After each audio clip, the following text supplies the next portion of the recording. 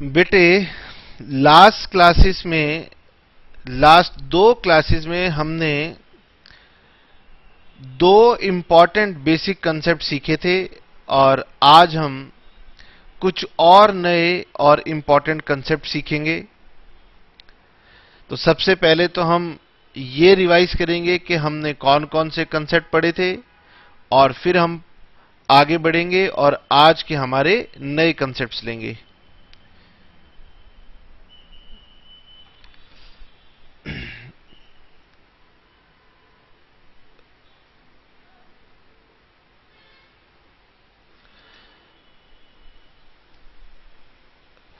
Basic concepts में हमने cover कर लिया है डेफिनेशन ऑफ पर्सन, जो कि सेक्शन 2 सबसेक्शन 31 में हमने सीखी थी। उसके बाद हमने सीखा था असेसमेंट ईयर। असेसमेंट ईयर होता है period of 12 months starting on 1st of April और ending on 31st of March. बताएं मुझे, असेसमेंट ईयर इसका सेक्शन था 2, सब सेक्शन था 9। फिर हमने सीखा था definition of a person, definition of previous year. ये हमने पढ़ी थी सेक्शन 3 में और इसके साथ साथ हमने पढ़ी थी इसकी एक्सेप्शंस, कि जो हमारा पहला अकाउंटिंग ईयर होता है या पहला प्रीवियस ईयर होता है वो लेस देन 12 मंथ्स हो सकता है। इसके साथ साथ हमने बहुत इंपॉर्टेंट एक्सेप्शंस भी देखी थी कि इनकम, प्रीवियस ईयर की इनकम प्रीवियस ईयर में ही टैक्स हो जाती थी। तो हमने 5 एक्सेप्शंस भी इसकी कवर की थी, जो कि सेक्शन 172 और उसके आगे के सेक्शंस में कवर हो रही थी। आज की क्लास में हम नया कंसेप्ट क्या डिस्कस करेंगे? तो सबसे पहले तो हम नया कंसेप्ट डिस्कस करेंगे assessee, section 2 sub section 7। Assessee, तो सभी बच्चे मेरे साथ लिखेंगे कि असेसी कौन होता है। तो असेसी मीन्स, मैंने इसे इन्वर्टेड कॉमास में लिखा है क्योंकि इन वर्ड्स की इंपॉर्टेंस आपको पता है। तो असेसी मीन्स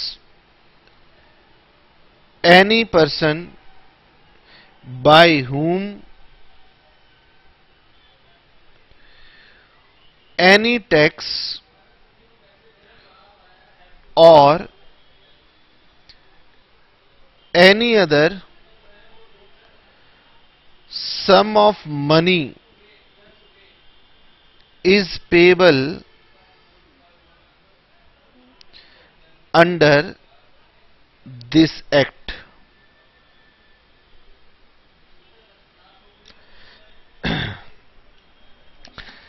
असेसी कौन होता है? तो इनकम टैक्स कहता है कि असेसी मीन्स एनी पर्सन। और सभी बच्चे जानते हैं कि हमने ऊपर पढ़ा हुआ है कि पर्सन में 7 कैटेगरी आती हैं, इंडिविजुअल, एचयूएफ, कंपनी, फर्म, 7 लोग आते हैं। तो इसका मतलब असेसी मीन्स कोई भी वो 7 कैटेगरी के पर्सन हो सकते हैं, बाय whom एनी टैक्स और any other some is payable. अब इनकम टैक्स में बच्चा कह रहा है कि सर इनकम टैक्स पेबल तो समझ में आता है, ये एनी अदर सम पेबल से क्या मतलब है? तो एनी अदर सम पेबल से हमारा मतलब है कि हो सकता है कि पर्सन ने अपना टैक्स नहीं दिया हो तो उसके ऊपर गवर्नमेंट ने इंटरेस्ट लगा दिया हो या उसके ऊपर गवर्नमेंट ने पेनल्टी लगा दी हो। तो असेसी का मतलब होता है वो व्यक्ति, वो पर्सन जिसने सरकार को या तो टैक्स देना है या फिर जिसने गवर्नमेंट को टैक्स दे दिया है तो कोई और सम देना है, जैसे कि इंटरेस्ट देना है या पेनल्टी देनी है। ठीक है, तो असेसी कौन है? असेसी होने के लिए पर्सन होना जरूरी है। क्या सभी पर्सन एसएससी बनेंगे? नहीं, वही पर्सन एसएससी बनेंगे जिनके द्वारा कोई टैक्स या कोई any other some is payable under this act. तो बहुत सिंपल सी डेफिनेशन है, लेकिन इसमें कुछ और भी है।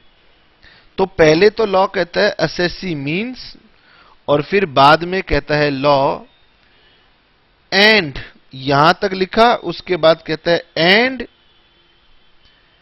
इंक्लूड्स, यानी कि बाद में इसने इंक्लूड भी किया।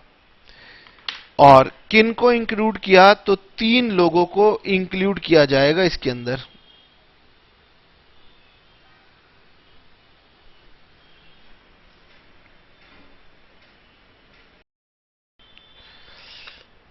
इट इंक्लूड्स, 3 और तरह के लोगों को इसमें इंक्लूड किया जाएगा इससे अलग। Number 1, every person against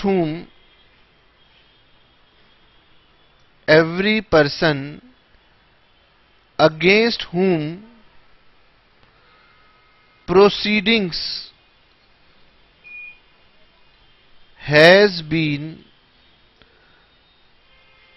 started।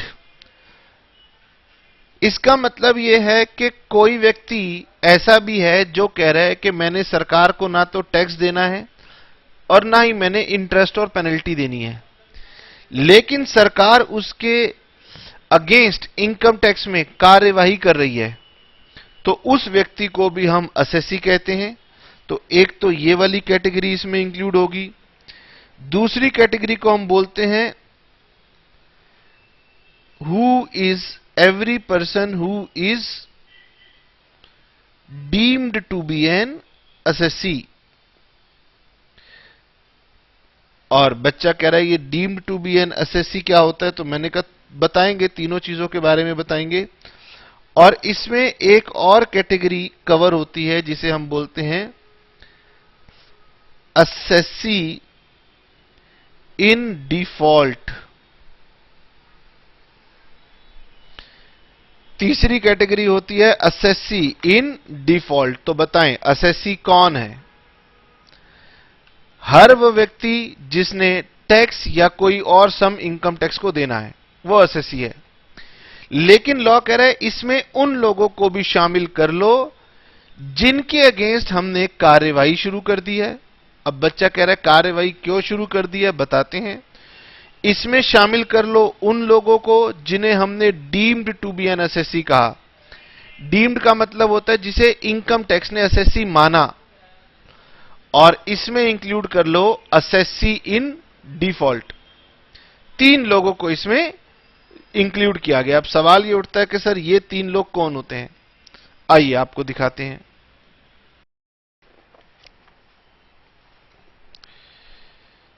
आइए जी, और हम लोग बुक से रीड करने की कोशिश करेंगे।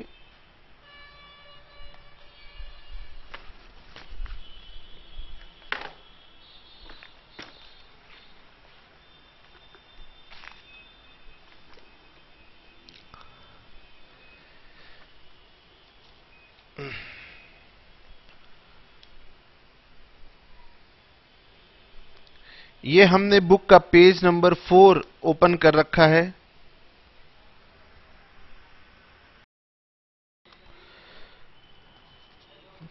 ठीक है, आप इस कैटेगरीज को काट दीजिए। बुक ने 4 कैटेगरी बनाई है और हमने ये 3 कैटेगरीज आपको और समझानी है।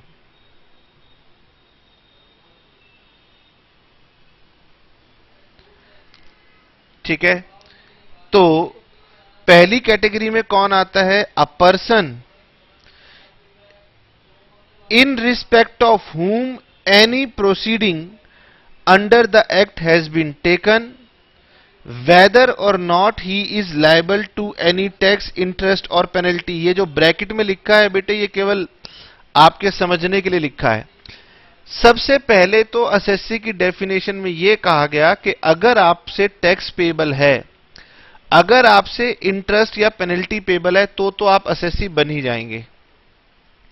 लेकिन एक व्यक्ति कहता है मेरे से ना तो टैक्स पेबल है और ना ही मेरे से इंटरेस्ट पेबल है, तो लॉ कहता है फिर भी आप एसएससी बन सकते हैं अगर आपके अगेंस्ट इनकम टैक्स एक्ट में प्रोसीडिंग शुरू कर दी जाती है।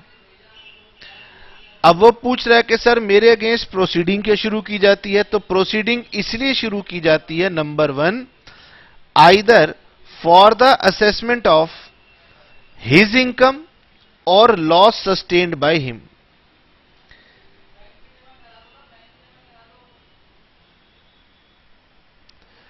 एक पर्सन कहता है कि सर मैंने लास्ट ईयर में 15 लाख रुपए कमाए थे और मैंने 15 लाख रुपए पर टैक्स गवर्नमेंट को दे भी दिया। तो वो कह रहा है कि देखिए मेरे से तो कोई टैक्स या कोई इंटरेस्ट कुछ ड्यू नहीं है। लेकिन गवर्नमेंट ने देखा कि उस व्यक्ति ने बीएमडब्ल्यू कार खरीदी। अब गवर्नमेंट को हैरानी हो रही है कि भाई 15 लाख कमा रहा है और बीएमडब्ल्यू खरीद रहा है, या कोई व्यक्ति 15 लाख रुपए कमा रहा है और बहुत बड़ा फ्लैट खरीद लेता है और गवर्नमेंट को हैरानी हो रही है। गवर्नमेंट कह रही है कि नहीं, मुझे चेक करना पड़ेगा कि क्या ये अपनी इनकम ठीक से दिखाता है या इनकम ठीक से नहीं दिखाता।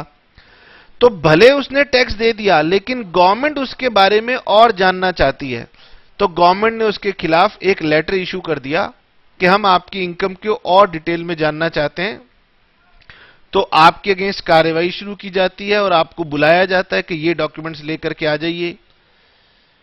तो वो एसएससी बन गया क्योंकि उसके अगेंस्ट प्रोसीडिंग शुरू की गई। क्यों शुरू की गई? क्योंकि उसकी इनकम को गवर्नमेंट दोबारा चेक करना चाहती है।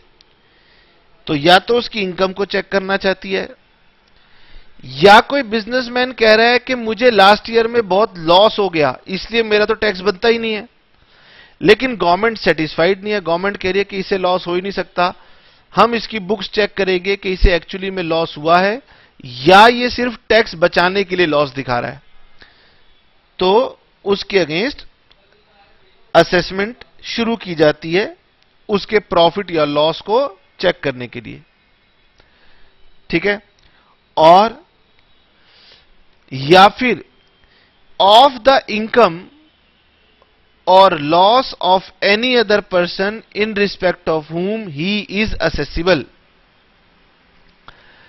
अब गवर्नमेंट कह रही है कि देखिए एक पर्सन है रामलाल। रामलाल कह रहा है कि जी मैं तो कुछ कमाता नहीं हूं, घर पर बैठा रहता हूं, मेरी तो ना इनकम है, इसलिए ना मेरे से कोई टैक्स बनता है। लेकिन गवर्नमेंट कह रही है रामलाल जी को कि आपको आना है। और क्यों आना है? आपकी इनकम की हम बात नहीं कर रहे, किसी ऐसे पर्सन की इनकम की बात कर रहे हैं कि जिसके लिए आप रिस्पॉन्सिबल हो।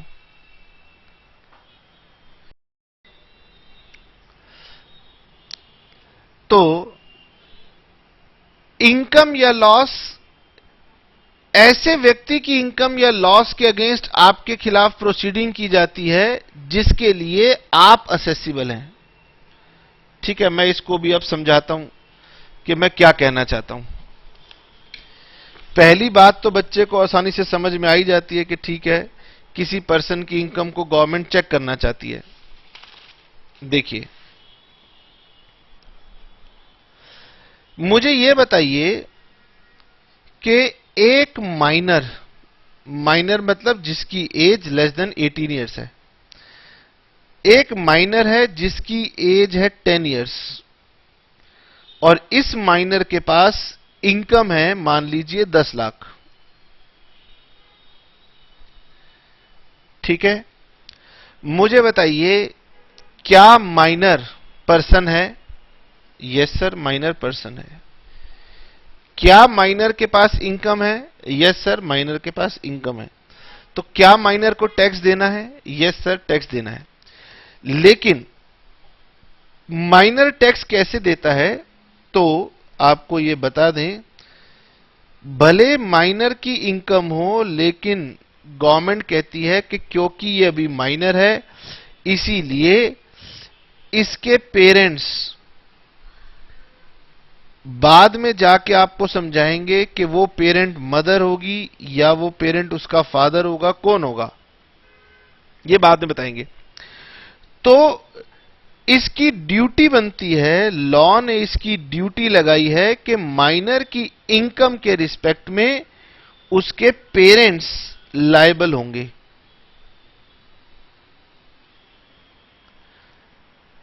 अब पेरेंट्स कह रहे हैं कि देखो हमारी तो कोई इनकम है नहीं, तो कोई इनकम नहीं है, लेकिन पेरेंट्स को इनकम टैक्स से नोटिस मिलता है कि आपको यहां पर बुलाया जाता है।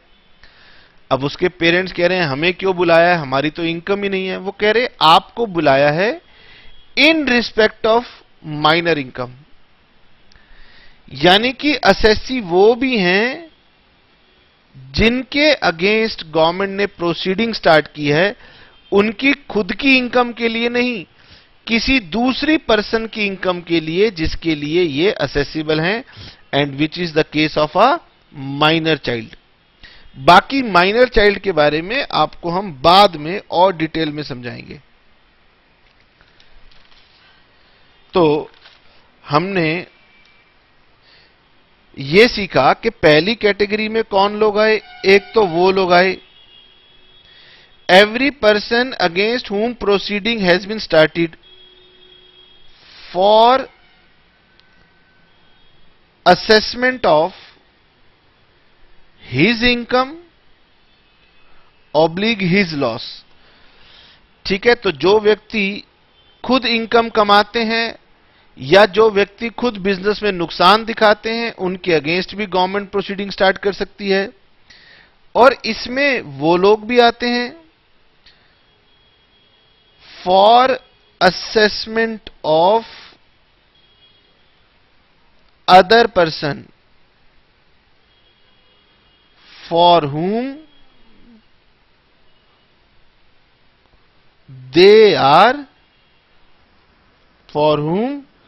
they are assessable। यहां पर मैंने एग्जाम्पल दे दिया, माइनर के लिए उसके पेरेंट्स को असेसमेंट किया जाता है। या फिर तीसरा केस,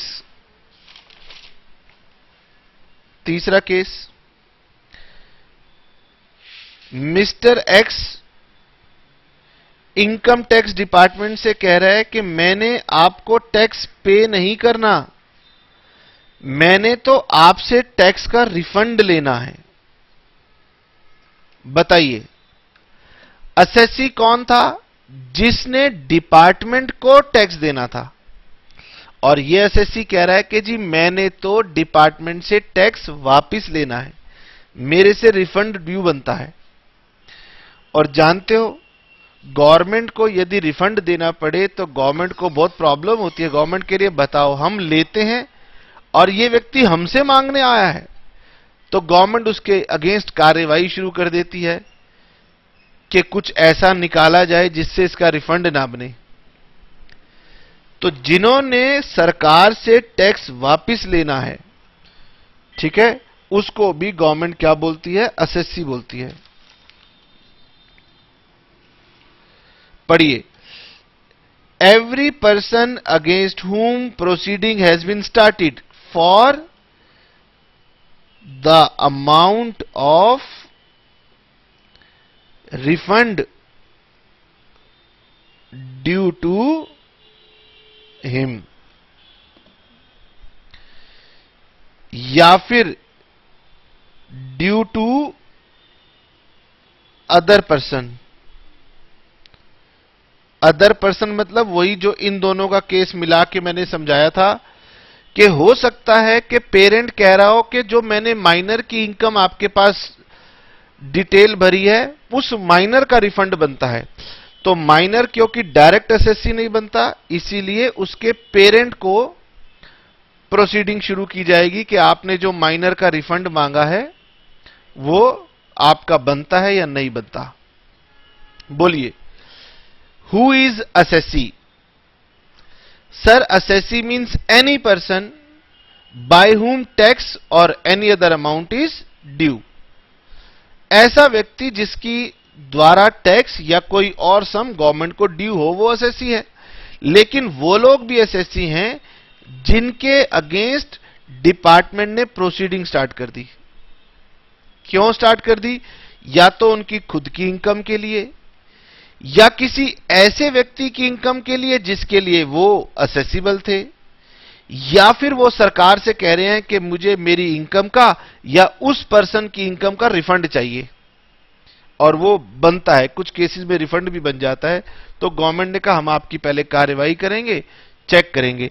तो ये कौन हो गए सर? ये पर्सन हो गए। ठीक है। दूसरी कैटेगरी में हमारे पास आ गए deemed to be an assessee. Deemed का मतलब होता है जिन्हें सरकार एसएससी मानेगी। अब हमने कहा जी सरकार क्यों एसएससी मानेगी? तो सरकार कहती है कुछ केसेस में हम लॉ में ही लिख देते हैं कि इस व्यक्ति को एसएससी माना जाएगा। अब मैं समझाता हूं कैसे। फादर था, फादर ने इनकम अर्न की, मान लेते हैं 45 लाख फादर की इनकम थी। लेकिन जब इस इनकम को टैक्स करने की बात आई तो फादर नहीं रहा, तो फादर पास्ड अवे। सरकार कह रही है कि देखो हमारे यहां पर रूल होता है कि प्रीवियस ईयर में इनकम अर्न होगी और अगले ईयर में हम उसको टैक्सेबल करेंगे। तो जब असेसमेंट करने की बारी आई तो फादर रहा नहीं, तो फादर की प्रॉपर्टी किसके पास चली गई? फादर की प्रॉपर्टी चली गई उसके जो भी लीगल रिप्रेजेंटेटिव्स थे उनको चली गई, जिसे आप लीगल हेयर्स बोलते हो। वाइफ होगी तो फादर की प्रॉपर्टी मदर के पास चली गई, या मदर नहीं थी तो बच्चों के पास चली गई। तो गवर्नमेंट ने बोला अब ये ऑटोमेटिकली जो उसके लीगल रिप्रेजेंटेटिव हैं ये लॉ की नजरों में डीम्ड एसएससी बन जाएंगे। ठीक है। नॉर्मल केस में फादर की इनकम के लिए उसका लीगल रिप्रेजेंटेटिव थोड़ी ना जिम्मेदार है, लेकिन अगर किसी पर्सन की डेथ हो जाए तो उसकी प्रॉपर्टी जिस लीगल रिप्रेजेंटेटिव को ट्रांसफर होगी तो गवर्नमेंट कहती है कि इसके रिस्पेक्ट में आप असेसिबल हो जाओगे। ये कह रहा है बताओ हम क्यों असेसिबल हो जाएंगे? गवर्नमेंट ने कहा इसलिए असेसिबल हो जाओगे क्योंकि हमने लिखा हुआ है that you are deemed assessee, you are deemed SSC.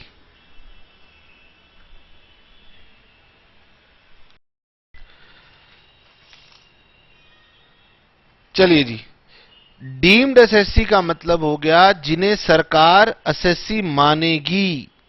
वो वैसे तो एसएससी नहीं है लेकिन सरकार उन्हें एसएससी मानेगी। क्यों? इसके लिए बेटे इनकम टैक्स में एक सेक्शन है, सेक्शन 160, जहां पर कुछ एग्जाम्पल दिए हुए हैं, जहां पर गवर्नमेंट ने साफ साफ लिखा हुआ है कि आप ही को एसएससी माना जाएगा।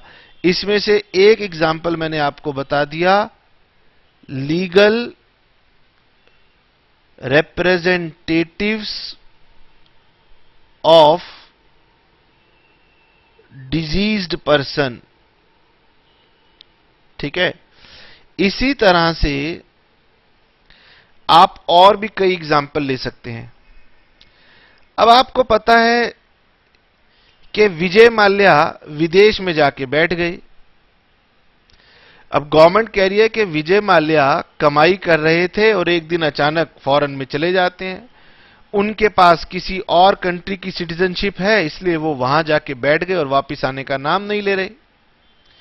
लेकिन इंडिया में उनका बिजनेस तो है, तो उन्होंने अपने बिहाफ पर अपना एक एजेंट बना दिया होगा कि जब तक मैं इंडिया में नहीं हूं आप मेरी प्रॉपर्टीज को और मेरे बिजनेस को लुक आफ्टर कीजिए। तो गवर्नमेंट कहती है कि हम भी विजय माल्या की जगह उसके एजेंट को ही विजय माल्या समझेंगे और उसी को एसएससी बनाएंगे, और जो हमारे नोटिस या जो हमारी डिमांड है या जो हमारे टैक्स विजय माल्या से बनते हैं वो टैक्स हम उस व्यक्ति से लेंगे। इसका मतलब एजेंट ऑफ नॉन रेजिडेंट्स, इसका मतलब जो लोग नॉन रेजिडेंट्स हैं, अगर वो इंडिया में कोई बिजनेस एक्टिविटी करते हैं तो उनका कोई ना कोई एजेंट होता है। अब गवर्नमेंट कहती है क्योंकि वो नॉन रेजिडेंट हमारी रीच में नहीं है, इसीलिए गवर्नमेंट ने लॉ में लिख दिया कि उसके एजेंट को ही हम उसकी जगह सब्स्टिट्यूट कर देंगे और उसी को हम एसएससी मानेंगे। ठीक है सर। और तीसरी कैटेगरी क्या है? तीसरी कैटेगरी है एसएससी इन डिफॉल्ट, और ये हमारी बहुत ही इंपॉर्टेंट कैटेगरी है। ठीक है, अब बच्चा कह रहा है कि सर एसएससी इन डिफॉल्ट कौन है?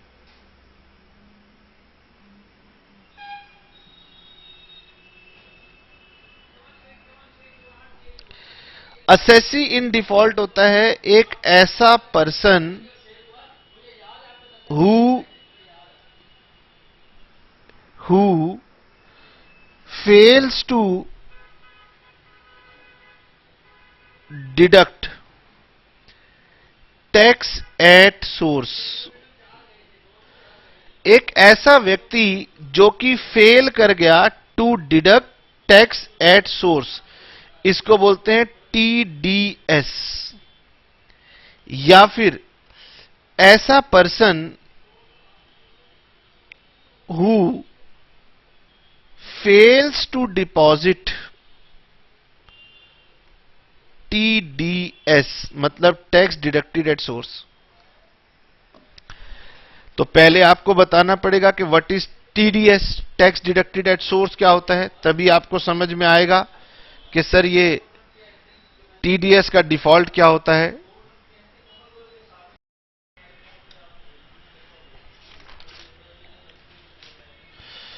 आइए जी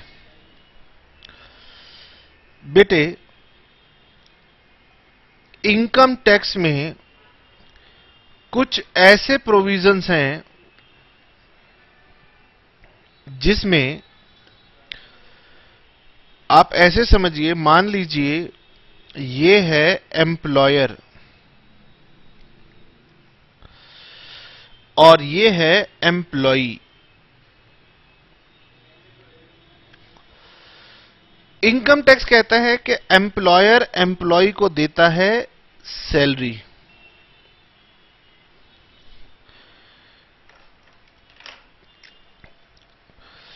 एम्प्लॉयर ने एम्प्लॉय को दी सैलरी जो कि एम्प्लॉय के लिए इनकम है, और अपनी इनकम पर टैक्स देने की ड्यूटी एम्प्लॉय की खुद की है। अगर एम्प्लॉय टैक्स नहीं देता तो फिर गवर्नमेंट एम्प्लॉय के अगेंस्ट जो भी प्रोसीडिंग करनी है वो करेगी, लेकिन फिर भी टैक्स को सेफगार्ड करने के लिए इनकम टैक्स में कुछ ऐसे प्रोविजन हैं जिसमें गवर्नमेंट पेयर को, कौन से पेयर को, जो कि इनकम को पे करता है, किसको, इसको नाम दिया मैंने पे।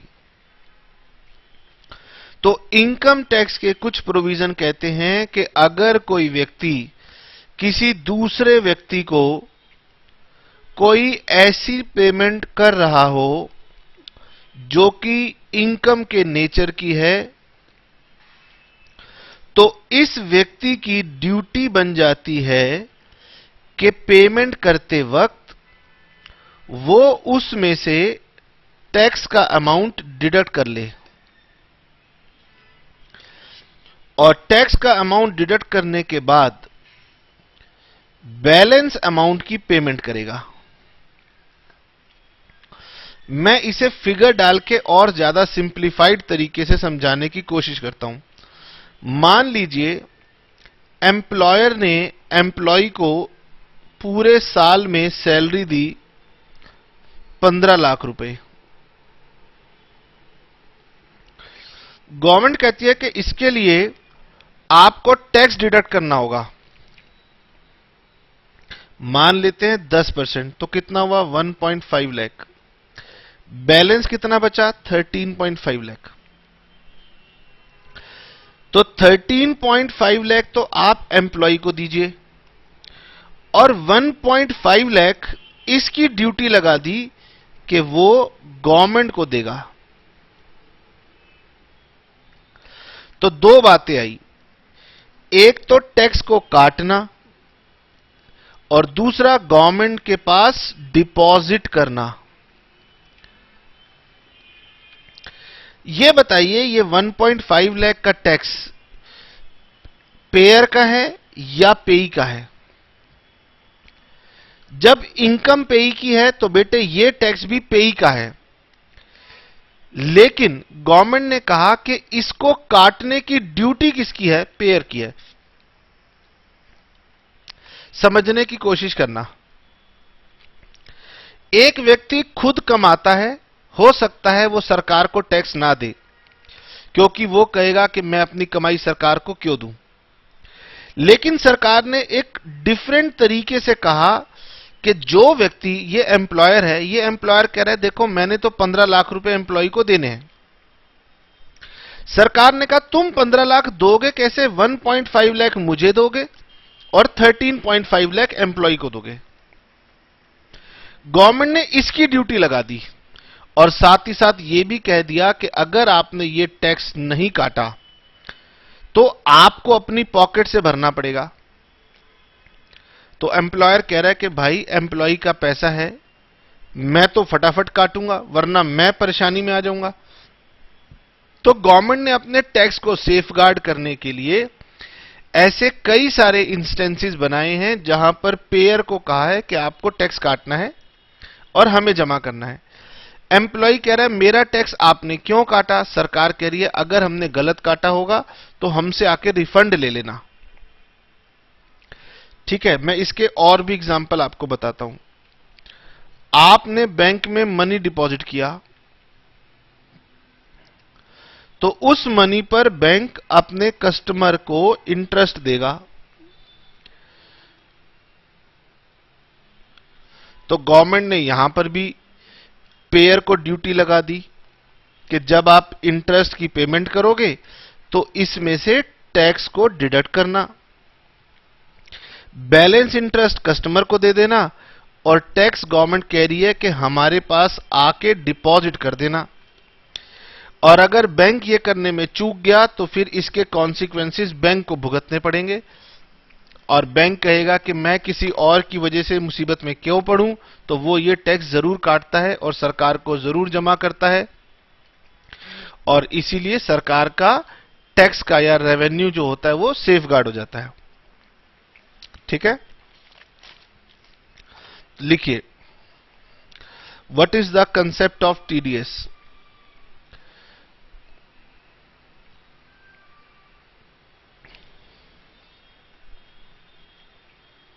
Under income tax, in some cases,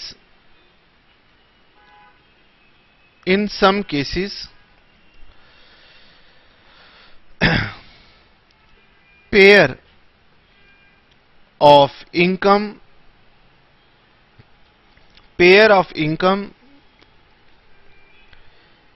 is under the obligation payer of income is under the obligation to pay income to the payee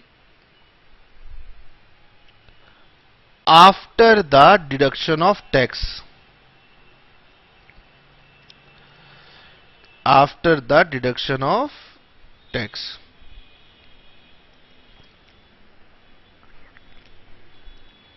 ठीक है, if payer fails to deposit या fails to deduct such tax or after deduction fails to deposit with the government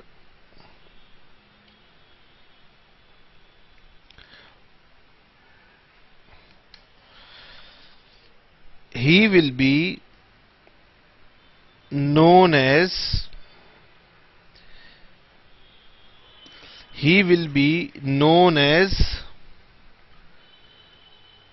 assessee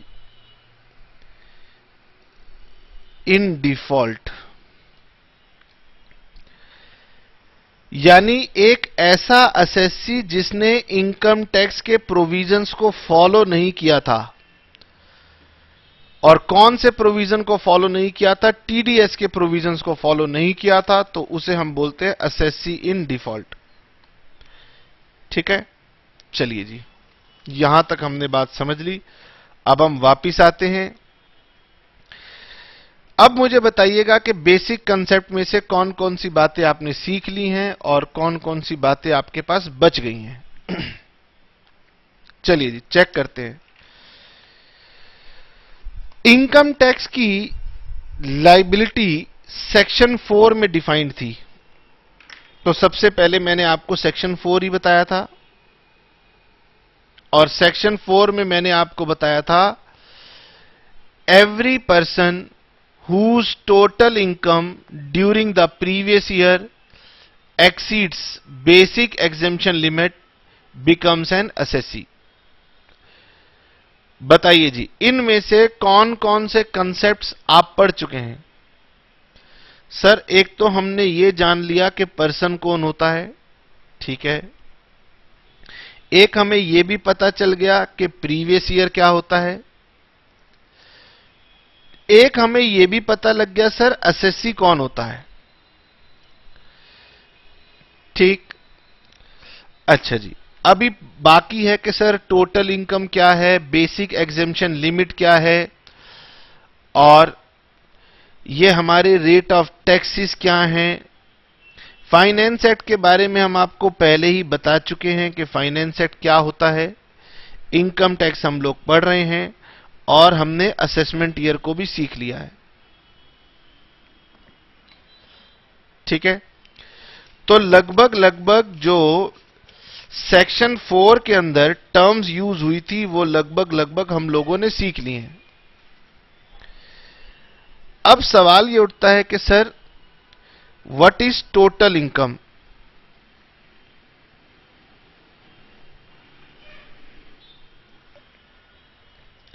बेटे, total income को भी law ने define कर रखा है, लेकिन टोटल इनकम की डेफिनेशन आपसे एग्जाम में पूछी नहीं जाएगी। ये बहुत लंबी डेफिनेशन है,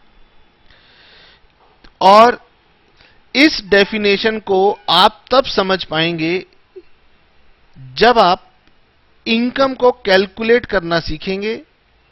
ये बात मैंने पहले भी आपको बताई थी कि इनकम जब हम कंप्यूट करेंगे तो 5 हेड्स में हम लोग इनकम को कंप्यूट करेंगे। एक तो इनकम होती है सैलरी, एक इनकम होती है हाउस प्रॉपर्टी, एक इनकम होती है पीजीबीपी मतलब बिजनेस से जो इनकम होती है, एक होती है हमारी कैपिटल गेन्स, और एक होती है हमारी इनकम फ्रॉम अदर सोर्सेस। तो जब सैलरी आपको पढ़ाएंगे तो उसमें सेक्शन नंबर 15 पढ़ाएंगे, हाउस प्रॉपर्टी पढ़ाएंगे तो सेक्शन नंबर 22 पढ़ाएंगे, पीजीबीपी में 28 पढ़ाएंगे, कैपिटल गेन में 45 पढ़ाएंगे, और अदर सोर्सेज में आपको पढ़ाएंगे सेक्शन नंबर 55। ठीक है, और जब ये सारे के सारे सेक्शंस आप सीख जाएंगे तो फिर इन सारे सेक्शंस को यदि आप ऐड करेंगे तो आपकी टोटल इनकम की डेफिनेशन बनती है। तो ये भी मैं पहले की क्लासेस में आपको समझा चुका हूं। तो एग्जाम पॉइंट ऑफ व्यू से टोटल इनकम अभी आपको समझने की जरूरत नहीं है, वो आप ग्रेजुअली समझेंगे और ये कभी भी आपको एग्जाम में पूछी नहीं जाएगी। तो अभी थोड़ी देर के लिए आप इनकम को लर्न नहीं करेंगे, लेकिन कुछ और बेसिक बातें हैं जो आपको पता होनी चाहिए। ठीक है, ठीक है सर, कुछ और अदर कंसेप्ट्स हैं वो हम आपको बता देते हैं।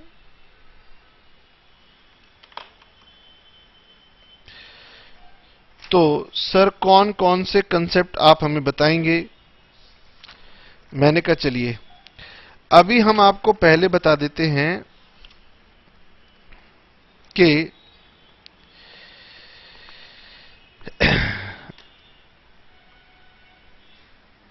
what are capital receipts and what are revenue receipts। तो हमें इनकम टैक्स के अंदर यह पता होना चाहिए कि what are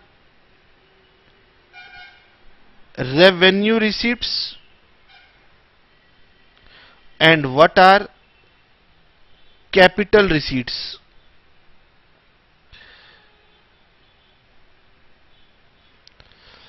लॉ का यह मानना है कि रेवेन्यू रिसीट्स इनकम होती है और कैपिटल रिसीट्स इनकम नहीं होती है। इसीलिए हमें यह जानना बहुत जरूरी है कि रेवेन्यू रिसीट्स क्या हैं और कैपिटल रिसीट्स क्या हैं।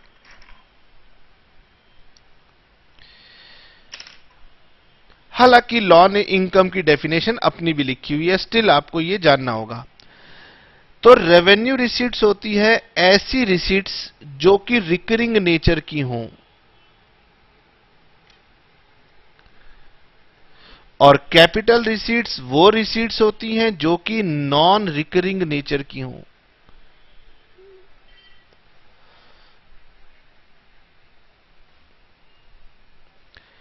जैसे कि हमने ये पढ़ा कि इनकम का पहली कैटेगरी है सैलरी। तो जो लोग जॉब करते हैं उन्हें क्या मिलती है? सैलरी, और सैलरी हमें हर साल मिलती है। तो रिकरिंग या नॉन रिकरिंग का नेचर ईयर के हिसाब से देखा जाता है। तो मुझे बताइए, क्या सैलरी की इनकम रिकरिंग है? यस, हम जॉब करेंगे, हमें हर साल सैलरी मिलेगी, तो salary is a kind of revenue receipts. Recurring nature की है, मतलब हर साल मिलती है, रिपीटेटिव नेचर की है, इसीलिए ये इनकम है। अच्छा जी, हाउस प्रॉपर्टी, मकान से मिलता है रेंट। बताइए, क्या रेंट रिकरिंग नेचर का है? Answer is yes. अगर हम बिजनेस करते हैं तो हमें प्रॉफिट मिलता है, क्या प्रॉफिट हर साल मिलता है? आंसर इज यस, ये रिकरिंग नेचर का है। कैपिटल गेन, कैपिटल गेन का मतलब होता है उन सोर्सेस को सेल करना फ्रॉम whom इनकम अराइजेस। अच्छा, पहला तो सोर्स था सैलरी। सैलरी का सोर्स होता है जॉब, और जॉब को तो हम सेल कर नहीं सकते, लेकिन रेंट हमें मिलता है हाउस प्रॉपर्टी से। तो अगर कोई पर्सन अपना हाउस प्रॉपर्टी सेल कर दे तो वो कहलाएगी मेरी कैपिटल रिसीट। प्रॉपर्टी जिससे इनकम मिल रही है, वो सोर्स जिससे इनकम मिल रहा हो, अगर उस सोर्स को सेल कर दिया जाए तो वो कहलाता है कैपिटल रिसीट। तो मकान बेचा तो ये मेरी क्या है? कैपिटल रिसीट है। ठीक है। अदर सोर्सेज, जैसे कि आपको इंटरेस्ट की इनकम मिल रही हो, अगर आपको डिविडेंड की इनकम मिल रही हो, तो मोटे मोटे तौर पे मैंने आपको समझा दिया कि अगर रिपीटेटिव नेचर की रिसीट है तो इनकम है, और अगर नॉन रिपीटेटिव नेचर की रिसीट है तो कैपिटल रिसीट है। अब लॉ कहता है कि अगर कोई रेवेन्यू रिसिप्ट की बात होगी इनकम टैक्स में तो it is always taxable. It is always taxable unless it is specifically exempt under the act। तो लॉ कहता है कि अगर किसी व्यक्ति के पास रेवेन्यू नेचर की रिसीप्ट आती है तो उसे यह पता होना चाहिए कि वो टैक्स जरूर होगी। हालांकि ऐसा हो सकता है कि लॉ कहीं पर जाकर के आपको एग्जेम्पशन दे दे कि छोड़ो, इस इनकम को हम टैक्स नहीं करेंगे। जैसे कि मान लीजिए किसी बच्चे को अच्छा परफॉर्म करने पर स्कॉलरशिप मिली और सरकार ने कहा जब तक आप कॉलेज पास नहीं करोगे हर साल आपको स्कॉलरशिप देंगे। साथ ही साथ गवर्नमेंट ने यह भी कह दिया कि हम स्कॉलरशिप आपको माफ कर देंगे। तो बेसिक रूल है कि अगर कोई भी रेवेन्यू रिसीट है तो वो इनकम है, और अगर इनकम है तो टैक्सेबल जरूर होगी अनलेस उसको स्पेसिफिकली लॉ में एग्जेम्प्ट ना किया हो। कैपिटल रिसीप्ट की बात करते हैं। इट इज नॉट टैक्सेबल, ये टैक्सेबल नहीं होगी unless it is specifically made taxable under the income tax act.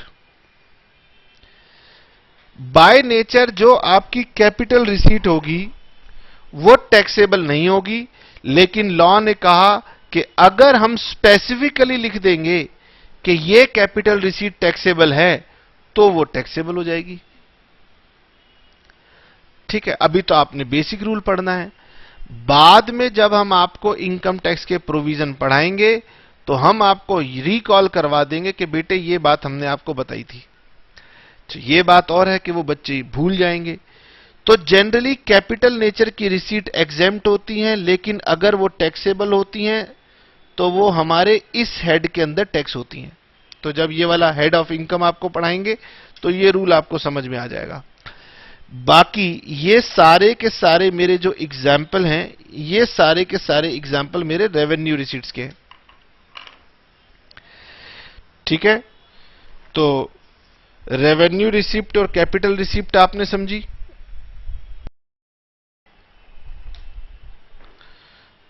आइए जी,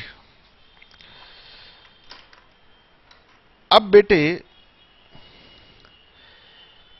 अगर आप इनकम की कंप्यूटेशन करना चाहते हो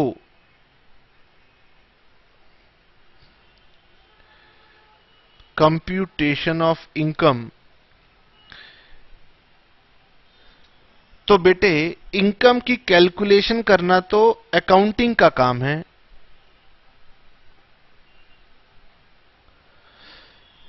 और अकाउंटिंग के पास दो मेथड्स होते हैं अकाउंटिंग करने के। क्या कोई बच्चा मुझे बता सकता है कि अकाउंटिंग के कौन कौन से मेथड होते हैं? Methods of accounting. कुछ बच्चों को याद आया होगा, कुछ को अभी याद नहीं आया होगा कि हमारी अकाउंटिंग के दो मेथड होते हैं। एक को हम बोलते हैं मर्केंटाइल सिस्टम, इसे हम अकाउंटिंग में एक्रूअल सिस्टम भी बुलाते हैं। और दूसरा मेथड होता है कैश सिस्टम। अब कुछ बच्चों को याद आया है, आसान सा कंसेप्ट है, लेकिन कुछ बच्चों को अभी तक याद नहीं आया। बताएं जी, मर्केंटाइल सिस्टम क्या होता है? पढ़िए जी। कि हमारे पास दो मेथड ऑफ अकाउंटिंग होते हैं, एक का नाम है मर्केंटाइल सिस्टम, एक का नाम है कैश सिस्टम। अब मर्केंटाइल सिस्टम क्या होता है?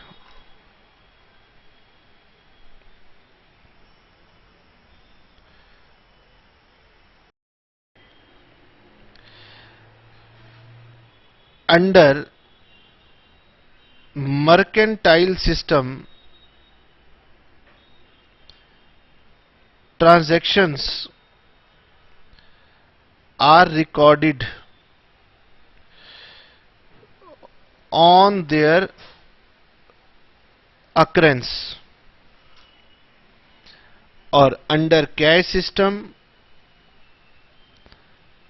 transactions are recorded when cash is received or cash is paid. ठीक है, इन दोनों में अंतर होता है। इसकी वजह से हम आउटस्टैंडिंग एक्सपेंसेस की एंट्री करते हैं, आउटस्टैंडिंग इनकम्स की एंट्री करते हैं।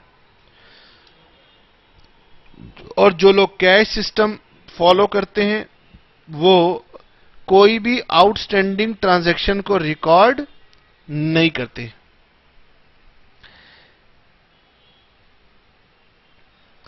अब अगर मैं मर्केंटाइल सिस्टम फॉलो करूंगा तो मेरी इनकम कैलकुलेट करने पर डिफर करेगी, और अगर मैं कैश सिस्टम फॉलो करूंगा तो फिर मेरी इनकम डिफरेंट कैलकुलेट होगी। तो हमारा इनकम टैक्स एक्ट कहता है कि देखो, इनकम के लिए अकाउंटिंग होगी और आप इनकम को, इनकम टैक्स एक्ट कहता है कि आप कोई भी मेथड इन दोनों में से अडॉप्ट कर सकते हैं। तो for computing income under the head PGBP and other sources, assessee can follow any of the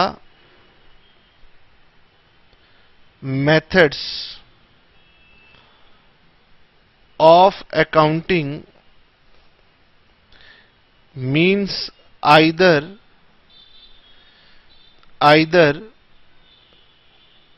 mercantile और कैश सिस्टम। ठीक है, इस पर ज्यादा चर्चा करने की आवश्यकता नहीं है, ये आपको पता है। इसे बोलते हैं ड्यू बेसिस, इसे बोलते हैं कैश बेसिस।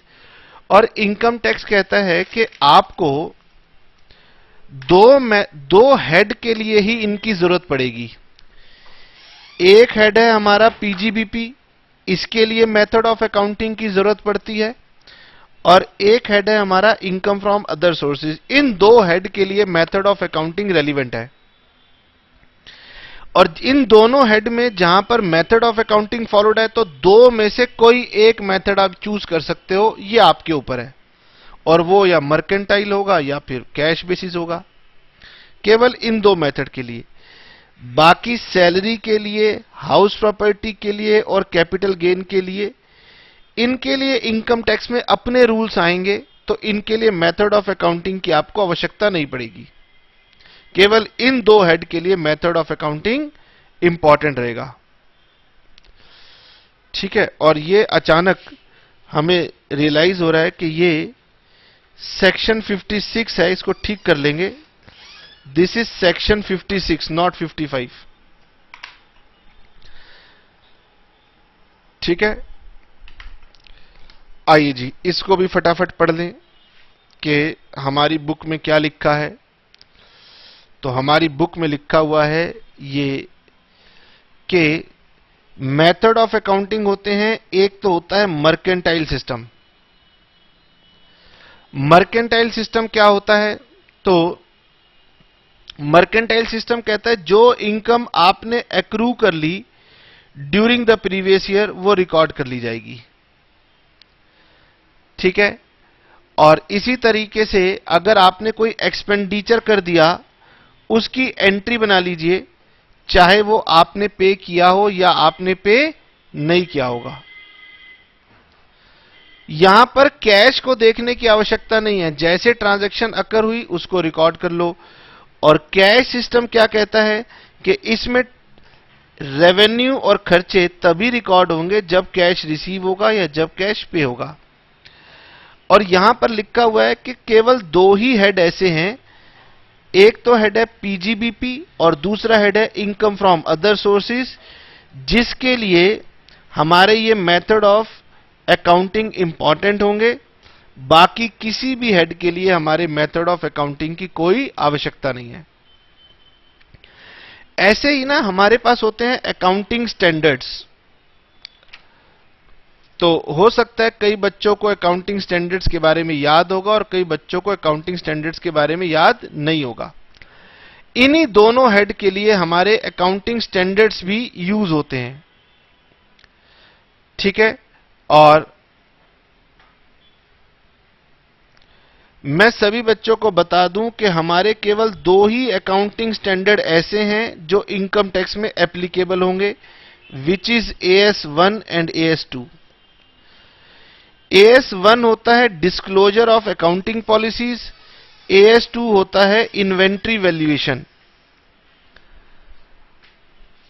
और नीचे लिखा हुआ है कि जब आप सैलरी के हेड की इनकम सीखोगे, हाउस प्रॉपर्टी की सीखोगे, कैपिटल गेन की सीखोगे, तो मेथड ऑफ अकाउंटिंग इररेलेवेंट हो जाएगा।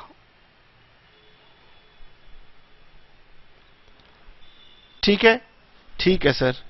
यहां तक की बातें हमने आपको समझा दी, और अब अगली क्लास में हम आपको सिखाएंगे कि ये रेट ऑफ टैक्स क्या है, और फिर वो हमारा बेसिक कंसेप्ट चैप्टर का लास्ट टॉपिक होगा। तो आप समझ सकते हैं कि बहुत जल्दी आपके बेसिक कंसेप्ट अब खत्म हो गए हैं और आप लोग फिर नए चैप्टर की तरफ आगे बढ़ेंगे। ठीक है, तो आज इतना ही करेंगे, बाकी हम लोग नेक्स्ट क्लास में आपके साथ डिस्कस करेंगे। चलिए, tata, bye bye, see you.